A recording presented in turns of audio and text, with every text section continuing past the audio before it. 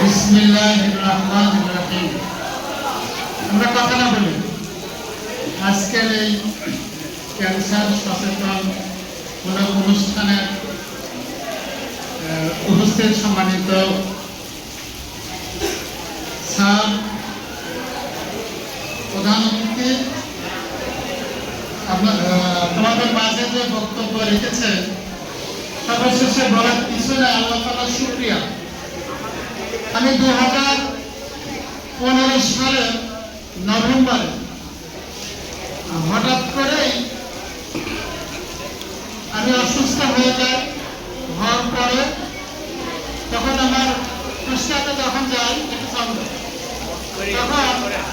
Haemoglobin 6.1, যখন 6.1 সঙ্গে সঙ্গে হাসপাতালে ভর্তি হওয়ার পরে কিডনিতে সমস্যা হয়ে যায়। ক্রিয়েটিনিন কুষ্টিয়াতে হওয়ার পরে 8.3 যখন হয়, তখন আমার শরীর ফুলে গেল এবং হিংসাটা শুরু হয়ে গেছে। এই অবস্থাতে আমার সকল শিক্ষকদের বন্ধুরা আমার সঙ্গে দেখা করতে গেলেন। যাওয়ার পরে কথা নাই, এবার বাড়ি থেকে ওখান থেকে বললো যে আপনি হয় রাজশাহী অথবা ঢাকাতে যান। তো আমি ওখানে আমার বড় ভাই ছিল, ভাবি ছিল, আমি বললাম একটু বাড়িতে দেখা করে যাই। আমার ভাই বললে যে না, দেখা করা বাড়িতে যাওয়ার সময় নাই, এখন ঢাকাতে যেতে হবে। আমি ঢাকাতে গেলাম। ঢাকাতে যে সর্বপ্রথম কিডনি ফাউন্ডেশন ঢাকা মিরপুর হয়ে ওখানে ভর্তি হই। ওখানে রাত প্রায় 12টার সময় পৌঁছালাম। সকালবেলা সেখানে আমার ডায়ালিসিস প্রথমে শুরু হওয়ার পরে ওখানে 21 দিন ছিলাম। 21 দিন থাকার পরে ওখানে যখন তখন কিডনি পয়েন্ট ছিল আমার 10.17। তারপরে সপ্তাহে 2 দিন ডায়ালিসিস করার পরে তখন মেহরবানিতে যখন 1.54 যখন হয়, তখন ওখান থেকে আমাকে হাসপাতাল থেকে ছুটি দেয়। সেই সাথে আমরা বেডে বেশ কয়েকজন ছিলাম। থাকার পরে আমি সেখান থেকে সুস্থ হয়ে আসলাম। আর আমার অন্যান্য বেডে যারা ছিল তারা সুস্থ হন। আমার সঙ্গে 2 জনের দেখা যাচ্ছে যে কিডনি তাদের ট্রান্সফার করা লেগেছিল। আমি আসার পরে 1 মাস পরে আপনি আসবেন। আমি 1 মাস পর গেলাম। যাওয়ার পরে ডাক্তার বললো যে আপনার ব্লাডের সমস্যা আছে। তখন ঢাকাতে আমি যে এই যে মেরুদণ্ডের বোন মেরু টেস্ট করার পরে আমার ব্লাড ক্যান্সার ধরা পড়ে। যখন ব্লাড ক্যান্সার ধরা পড়ার পরে সেখানে ঢাকা ভিউ ক্লিনিক সেখানে গেলাম। যাওয়ার পরে প্রাথমিক ধারণা দিল যে আপনার প্রাথমিক 6 থেকে 7 লক্ষ টাকা ধারণা দিয়ে বলে আপনি ভর্তি হন। তখন তো আমার ব্লাড দেওয়া লাগতো। মাসে 4 বার প্রতি সপ্তাহ দেখা হচ্ছে যে 1 বার করে ব্লাড দিতে হতো।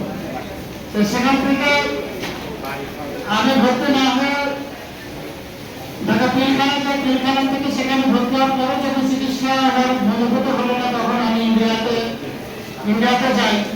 ইন্ডিয়াতে যাওয়ার একটা অনেকেই মনে করেছিল যে আসলে যে অবস্থা, সেই অবস্থাতে হয়তো আর বাঁচবে না, এখন জায়গা জমি টাকা পয়সা যা আছে সব জায়গায় দিতে হবে।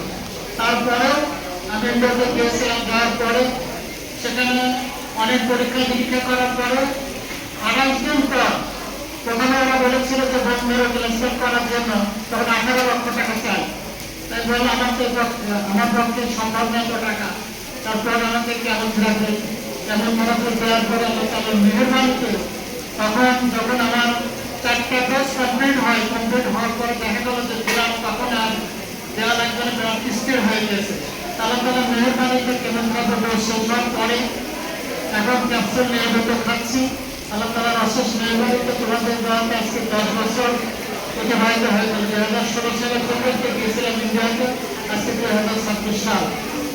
আল্লাহ তাআলা যদি হাত রাখে তাহলে আসলে হাতের মালিক হচ্ছে আল্লাহ তাআলা। কোনো রোগে যে মারা যাবে তাও না, কিন্তু আল্লাহ তাআলা যদি হাত থেকে যে ভাবতেই হোক, জীবন থেকেই হোক, আল্লাহ তাআলা সুস্থতা করবে।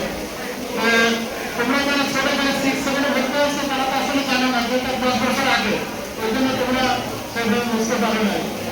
আমি যদিও এখনো সেই ভাইরাস নিয়ে শরীরের ভেতরে আছে, নিয়মিত ওষুধ খাই।